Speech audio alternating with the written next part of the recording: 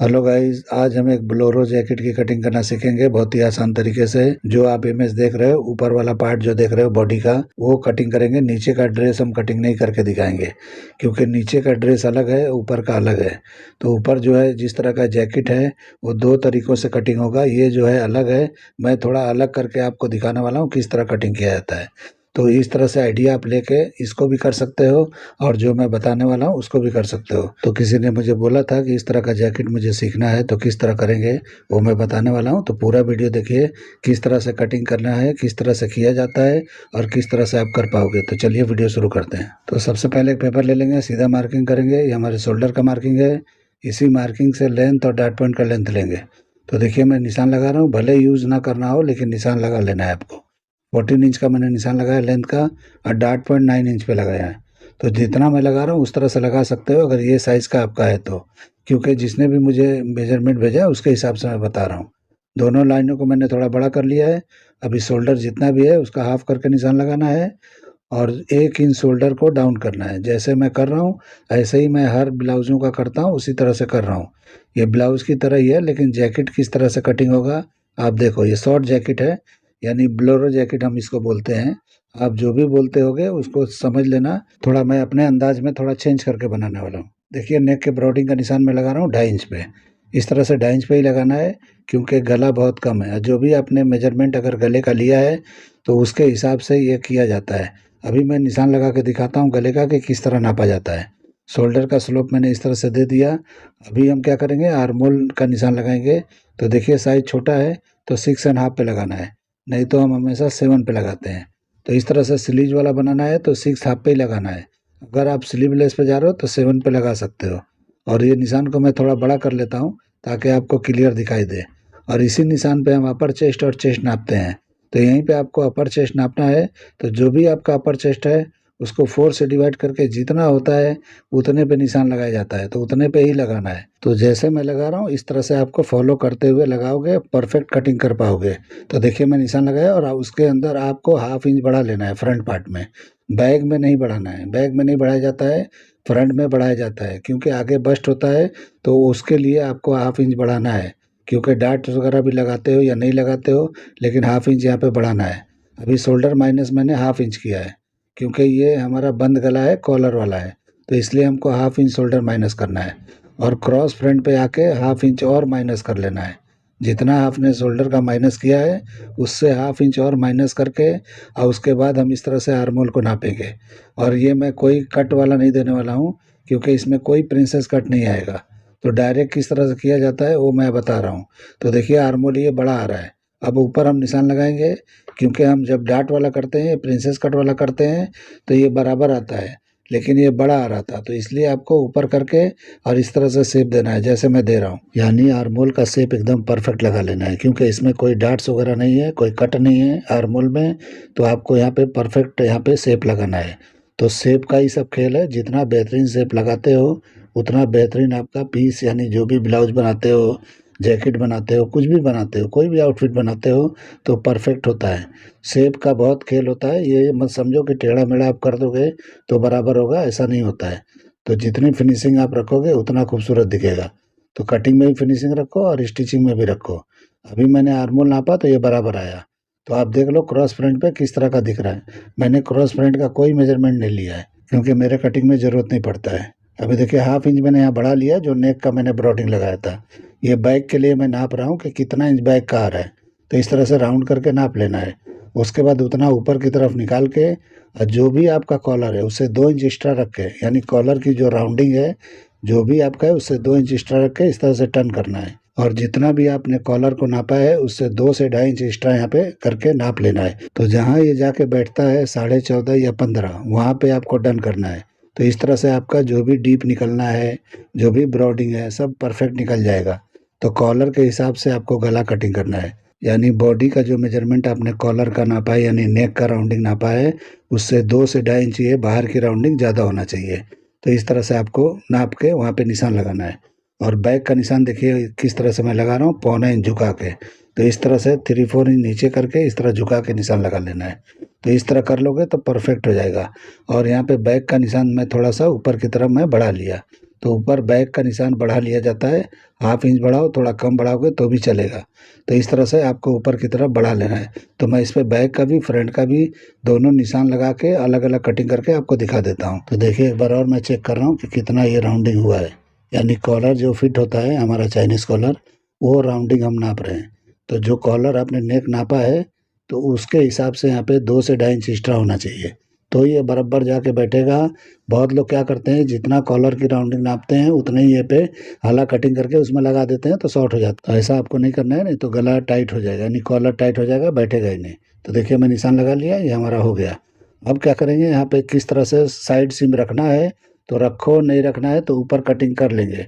लेकिन मैं पूरा आर्मोल के साथ आपको कटिंग करके दिखा रहा हूँ। आपको ऊपर से शेप देना है तो दे सकते हो, लेकिन मैं नीचे से दूंगा। तो देखिए मैं फ्रंट का शेप किस तरह दे रहा हूँ, कॉलर का हिस्सा थोड़ा सा गैप छोड़ते हुए इस तरह का शेप दे रहा हूँ। तो ये जो इमेज देख रहा हूँ ये ऊपर आर्मोल में ख़त्म है, लेकिन मैं नीचे पूरा दिखा रहा हूँ कि आपको सेपरेट बनाना है तो इस तरह से बनाओगे तो ज़्यादा बेहतर दिखेगा। तो देखिए मैं किस तरह मार्किंग कर रहा हूँ, ये बैक का मार्किंग करने जा रहा हूँ। अभी मैंने फ्रंट का किया था, अभी ये बैक का लेंथ है। तो बैक का लेंथ इस तरह से शेप में निकालना है राउंड में।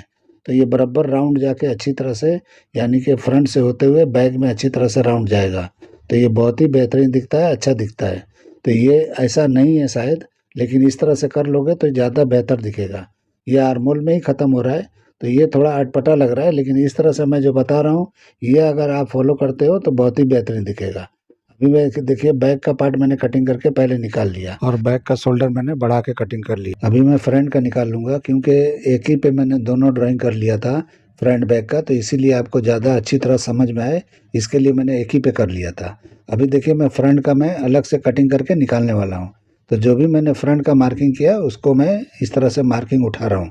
तो इस तरह से भी आप मार्किंग उठा सकते हो, मार्क व्हील से भी उठा सकते हो। तो जैसे चाहिए वैसे आप निकाल सकते हो, ऐसा कुछ नहीं है। जैसे चाहिए मार्किंग करके निशान लगा लो और कटिंग करके निकाल लो। तो इस तरह से देखिए मैंने निशान लगाया है, आपको दिखता होगा, बराबर नहीं दिखता होगा, हो सकता है। तो देखिए मैंने बाहर से आर्मोल कटिंग किया था बैक के हिसाब से, और फ्रंट का आर्मोल अंदर की तरफ था। तो अभी हम मैं इस पर मार्किंग करके उसको कटिंग करके आपको दिखाता हूँ। तो देखिए जैसे मैंने शेप का निशान लगाया वैसे लगा रहा हूँ, और उसके बाद इस तरह से हो जाएगा तो हम कटिंग करेंगे। और ये मैं फिक्स कटिंग कर रहा हूँ, जब भी आप कपड़े पे जाते हो तो इसका मार्जिन छोड़ते हुए कटिंग करना है, क्योंकि बहुत लोग को कन्फ्यूजन होता है कि मार्जिन रखना है या नहीं रखना है। तो इसमें मार्जिन कहीं नहीं है, आपको अलग से रखना है। अभी देखिए मैं निशान लगा दिया, उसके बाद मैं ये कटिंग कर रहा हूँ। तो देखिए किस तरह मार्किंग पे ही कर रहा हूँ। जब भी आप कपड़े पे जाओगे तो मार्जिन छोड़ते हुए जाना। तो देखिए कटिंग हो गया फ्रंट पार्ट का। अब इसमें हम कॉलर लगाएंगे राउंड वाला, तो उसका ओपनिंग पीछे रखेंगे, बैक में रखेंगे, फ्रंट में नहीं रखेंगे। तो एकदम सेम टू सेम इसी तरह का दिखेगा जिस तरह का इमेज देख रहे हो। अभी हम साइड सिम को बराबर करेंगे। तो फ्रंट का पतला है, बैक का चौड़ा है। तो बैक का चौड़ा इसलिए है कि हमको थोड़ा उतारना है आर्मोल बैक का, क्योंकि हम हमेशा जो है आधा से पौना इंच उतारते हैं। तो इसमें मैंने नहीं उतारा था, लेकिन मैं नाप के दिखा रहा हूँ कि देखिए इस तरह लेके थोड़ा झुकाया जाता है।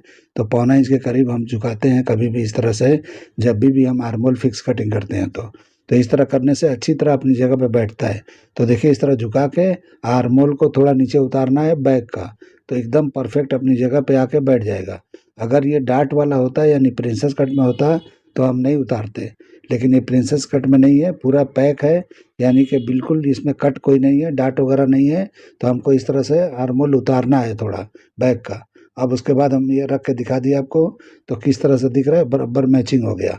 अब हम क्या करेंगे कि इसका हम कॉलर कटिंग करके आपको दिखाएंगे। तो वो किस तरह से कटिंग होगा, आप अगर राउंडिंग नापना चाहते हो तो यहाँ पे राउंडिंग चेक कर लेना है आपको, यानी गला आपने जो कटिंग किया है उसकी राउंडिंग चेक करके उसके बाद कॉलर की कटिंग करना है, तो परफेक्ट होगा। मैं रख के दिखा दिया। अगर आप चाहो तो यहाँ पे चिपका के शोल्डर पे सिंगल पीस में भी एक ही वन पीस में कटिंग करके बना सकते हो। तो आपकी मर्जी है, जैसे चाहिए वैसा कर सकते हो। तो जितना राउंडिंग था उस तरह से टर्न करना है। अभी देखिए टर्न जो है ये कितना मैंने ज़्यादा लिया है, इसलिए लिया है कि इसका ओपनिंग फ्रंट में नहीं है, बैक में है। तो इसलिए आप अगर नॉर्मल चाइनीज़ कॉलर कटिंग करते हो तो समझ लो उसका उल्टा करके कटिंग कर लोगे तो ये बैठ जाएगा। अभी मैं नाप के दिखाता हूँ कितना ये हमारा शेप आया है। तो इस तरह से शेप दोगे तो अच्छी तरह कॉलर आपके गले में यानी एकदम अच्छी तरह से चिपक के बैठेगा, और जो मेजरमेंट है वही बैठेगा। अभी मैं नाप के भी दिखा दूंगा कि बाहर की राउंडिंग और अंदर की राउंडिंग दोनों मेजरमेंट के हिसाब से बैठेगा। तो देखिए मैं यहाँ पे नाप के दिखा रहा हूँ कितना ये डाउन हुआ है। तो इस तरह से काफ़ी डाउन पे बैठता है। तो आप अगर इस तरह से कटिंग नहीं कर पाते हो तो चाइनीज़ कॉलर नॉर्मल कटिंग करके उसको उल्टा कर दो, यानी इसकी ओपनिंग उधर कर दो, उसका इधर कर दो तो बैठ जाएगा। अभी हम कॉलर की ब्रॉडिंग रखेंगे तो 1 से 1.25 इंच रखेंगे तो परफेक्ट रहेगा। तो देखिए मैं किस तरह से लगा रहा हूँ, इस तरह से आपको एक जैसा लगा लेना है। तो एक निशान एक जैसा नाप के लगाओगे तो एक जैसा इक्वल होता है। और उसके बाद यहाँ भी अंदर की राउंडिंग जो आपने गर्दन को नापा है, यानी हले को नापा है, गले को नापा है, उस तरह से नाप लेना है। तो ये अंदर का जो है आपने जो बॉडी का मेजरमेंट लिया है वो यहाँ बैठना चाहिए। तो आपको थोड़ा लूजिंग रखना है तो हल्का सा 1/4 इंच के करीब आपको बढ़ा लेना है। अगर बिल्कुल फिट एंड फिट चाहिए तो जो भी आपने नापा है उतना यहाँ पे निशान लगा लेना है। और बाहर की राउंडिंग तो मैंने नाप के पहले बताया था आपको। तो ये दोनों देखिए मैच हो गया, अच्छी तरह से परफेक्ट अपने मेजरमेंट पे बैठ गया। तो इस तरह से ये कटिंग किया जाता है। जो भी ओपनिंग हमारे कॉलर में नहीं होता है, बैग में होता है और फ्रंट में नहीं होता है, तो इस तरह कटिंग किया जाता है। तो देखिए किस तरह से मैंने कटिंग किया है। अब इसको हम यहाँ पे ज्वाइन करेंगे तो सेम टू सेम आएगा। तो जैसे आप देख रहे हो दोनों फ्रंट के पार्ट में गैप है, उसी तरह से गैप के साथ आपको इस तरह से करेंगे तो बराबर आ जाएगा। यानी उसमें जब शोल्डर मारने के बाद फिट करेंगे बैक से तो परफेक्ट जो भी गैप आना है फ्रंट में आ जाएगा। तो कुछ भी प्रॉब्लम नहीं होगा, ऑटोमेटिक बैठ जाएगा ये। तो इस तरह से आपको बनाना है। अभी हम इसका जो भी आप डिज़ाइन देख रहे हो तो ये एम्ब्रॉयडरी वाला डिज़ाइन है। इस तरह से करके स्लीव लगा के इस तरह से एम्ब्रॉयडरी का पार्ट अलग से बना के उस पे पैच किया हुआ है। यानी कि अलग से एक नेट पे बना के और इस तरह से बना के जब पैच करेंगे तो सेम टू सेम ऐसा दिखेगा। वर्क भी एक साथ में मिला के भी करना है तो कर सकते हो, लेकिन वर्क से वो डिज़ाइन दिख रहा है जो भी आप सिल्वर सिल्वर देख रहे हो ये ब्लैक के अलावा। तो इस तरह से सेम चाहिए तो इस तरह से वर्क चाहिए होता है तो होता है। यानी कि उस तरह से कोई कट नहीं है इस पे। आप ये मत समझना कि कटिंग उस तरह का है, ये ऐसा नहीं है। जो मैंने कटिंग बताया उसी तरह से है। और यहाँ पे स्लीव लगा देंगे और उस तरह का एम्ब्रॉयडरी मैच करके बनवा देंगे तो ये सेम दिखेगा जैसा इमेज देख रहे हो। तो इस तरह से आपको जो भी करना है आप कर सकते हो। जो भी आप वर्क वाला देख रहे हो उस तरह से आप करोगे तो स्लीव अटैच नहीं हो पाएगा। लेकिन इस तरह से जो मैंने बताया इस तरह से करोगे और एम्ब्रॉयडरी वगैरह करवाओगे सेम टू सेम होगा। देखिए मैं यहाँ पे निशान लगा के दिखा रहा हूँ कि किस तरह का ये किया गया है। तो इस तरह से करके और जो भी एम्ब्रॉयडरी का पार्ट है इस तरह से बना के अब बिल्कुल मैच करके इस तरह से काम कर दिया गया है। तो उम्मीद करता हूँ कि आप लोग को वीडियो पसंद आया होगा। अगर वीडियो पसंद आया है तो मेरे चैनल को लाइक करो, सब्सक्राइब करो और दोस्तों में शेयर जरूर करो। तो इस तरह से वर्क वगैरह करा के और आपको बनाओगे तो परफेक्ट बनेगा, इससे भी बेस्ट बनेगा जो भी आप इमेज देख रहे हो। तो उम्मीद करता हूँ कि आपको वीडियो समझ में आ गया होगा किस तरह से मैंने कटिंग किया। तो चलिए वीडियो एंड करते हैं। अल्लाह हाफिज़।